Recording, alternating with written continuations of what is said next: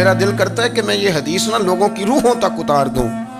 حضور فرماتے ہیں میں نے جس کے سامنے دین پیش کیا اس نے دلیل مانگی، وہ بھی کوئی اپنا ہے جو اپنوں سے دلیلیں مانگے، وضاحتیں مانگے، یہ کیسے تھا تو وہ کیسے تھا تو یہ چیز کدھر سے آئی تو وہ کدھر گئی۔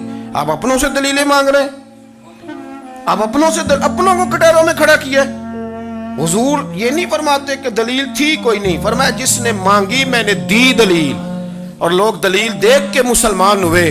حضور فرماتے ہیں لوگوں سنو یہ میرا ابو بکر ہے، میں نے اسے کہا کلمہ پڑھ لے، اس نے دلیل ہی کوئی نہیں مانگی، فوراً ہی کلمہ پڑھ کے مسلمان۔ یہ اعزاز ہے۔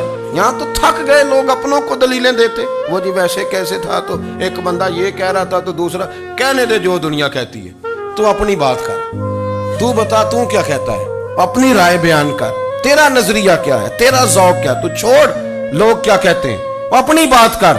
اگر ابو بکر صدیق لوگوں کے کہنوں پہ چلتے تو مکہ تو سارا کچھ اور کہہ رہا تھا، اس وقت تو کچھ تھا ہی نہیں جو کہتا کہ نہیں تو ٹھیک چل رہا ہے، دنیا ساری کچھ اور کہہ رہی تھی، لیکن صدیق اکبر کہہ رہے تھے نہیں نہیں، سچ وہ ہے جو مدینے والے رسول فرماتے ہیں، سچ وہ ہے جو میرے آقا نے فرمایا ہے۔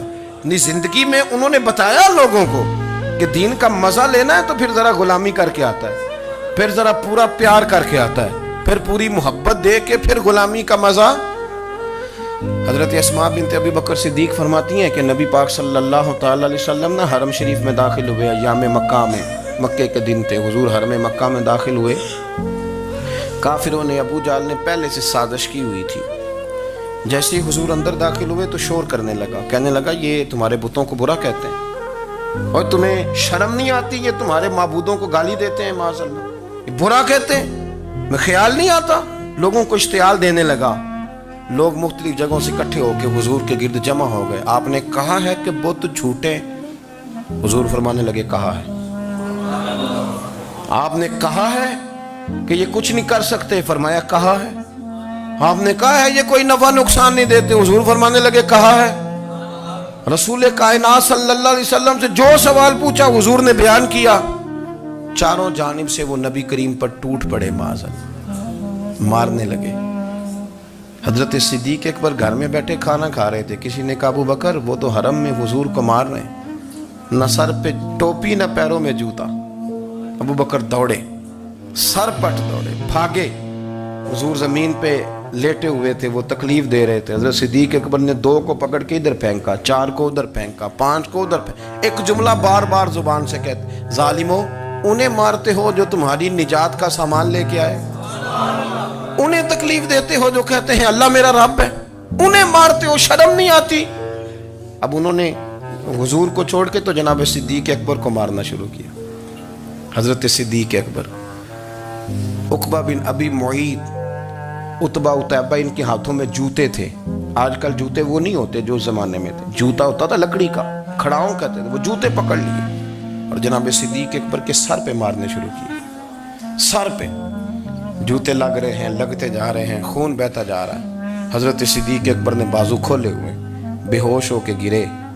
حضرت اسماء کہتی ہیں میرے والد کو لوگ گھر لائے تو سر بھی سارا لہو سے بھرا ہوا تھا، چہرہ بھی سارا لہو سے بھرا ہوا تھا۔ عشق تے اگ دوویں ایک برابر، عشق تے اگ دوویں، عشق تے اگ دوویں ایک برابر، پر عشق دا سیک ودھیرا، اگ تے ساڑے ککھ تے کانے، عشق ساڑے تن میرا، اگ دا دارو می تے پانی، کوئی دسے ہاں پلا عشق دا دارو کیڑا، سجنا اتھے کچھ نہیں بچتا جتھے عشق ہوراں دا ڈیرا۔ حضرت صدیق اکبر کو گھر لائے تو لہو لہان ہے سارا وجود، خون بہ رہا۔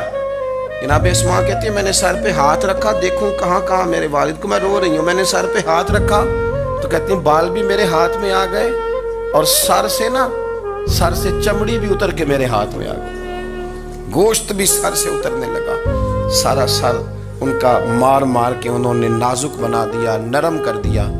آپ فرماتی ہیں وہ بے ہوش تھے، ہم ان کے منہ میں دودھ ڈالتے تھے، لیکن وہ جب بھی آنکھ کھولتے تھے تو زبان پر ایک ہی لفظ تھا، ظالمو انہیں مارتے ہو جو تمہیں کہتے ہیں میں اللہ کا رسول بن کے آیا، انہیں مارتے ہو۔ اس ترتیب سے رسول اللہ کی غلامی کی، اس رنگ میں نبی پاک سے پیار کیا، نبی پاک کے حصے کے زخم اپنے سینے اور دل پر برداشت کیے، اس لیے تو میرے کریم نے فرمایا تھا لوگوں سن لو میرے ساتھ جس نے بھی نیکی کی میں نے بدلہ دے دیا ہے. میں نے ابو بکر کو نہیں دیا. میں ابو بکر کا ہاتھ پکڑ کے اللہ کی بارگاہ میں لے جاؤں گا. میں کہوں گا مالک اس نے بڑی نیکیاں کی ہیں تو ہی اسے اجر عطا فرما. میں لے کے جاؤں گا کہوں گا اے اللہ تو دے اسے اجر. اس نے بڑی نیکی کی, اس نے بڑا پیار کیا, اس نے میرے ساتھ بڑی محبت کی, اس نے بڑی غلامی